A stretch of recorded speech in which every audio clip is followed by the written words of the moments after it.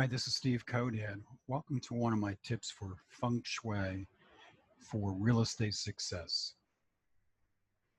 There's a little information about me.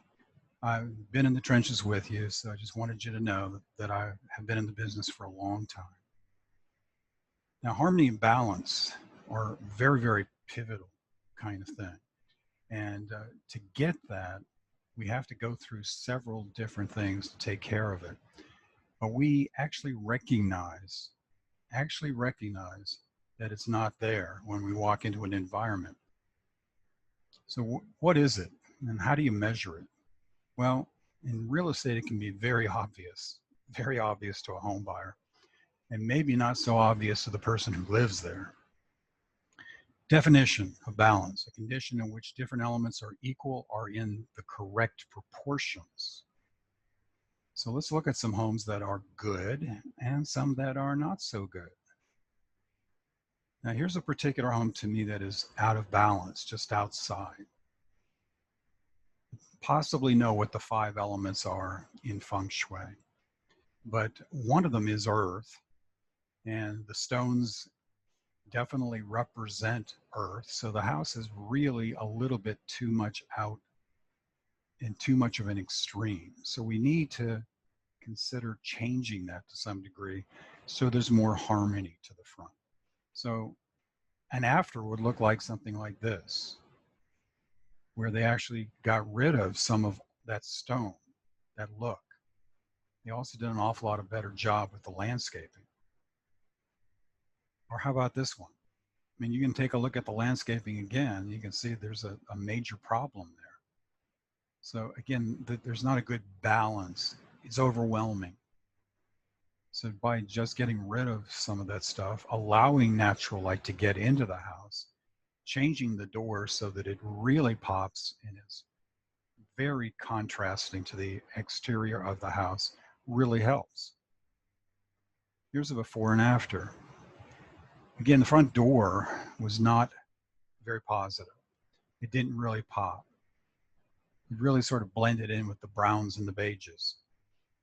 But the door color they picked definitely is easier to find, and what they did to frame it really helped quite a bit also.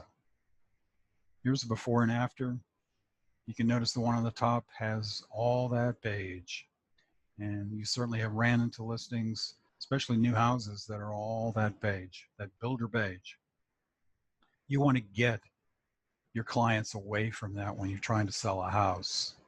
And you can see they did that very nicely on the after. There's another before and after. You never want your bed up against the wall. You want to have equality. You want to show it on both sides. You want to show that it's not just good for one person. You want to show it's good for 2 people. So you get away from that extreme situation. It's got more harmony, more balance just by that. It has the same lamps on both sides, same tables. So it's easy to get out on both sides. It shows balance. Look at the kitchen above. You know, you see a lot of kitchens like this, of course, you know, and then they did an awful lot to change the elements in that situation to get more of a balance and harmony there also.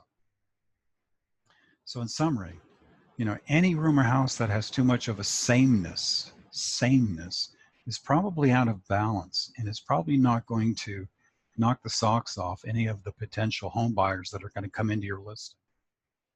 A client knows when it's an extreme. They really do. And they don't really care for it as much. You don't have to go crazy, but you do need to be able to show them something a little different, some contrast. It really does help an awful lot. So consider the idea, whether we're talking about the front door, we're talking about plants, we're talking about one wall in a bedroom which was painted. Use some contrast, and you'll find out it really is going to help with the balance, with the harmony, and it'll definitely be much more attractive to somebody.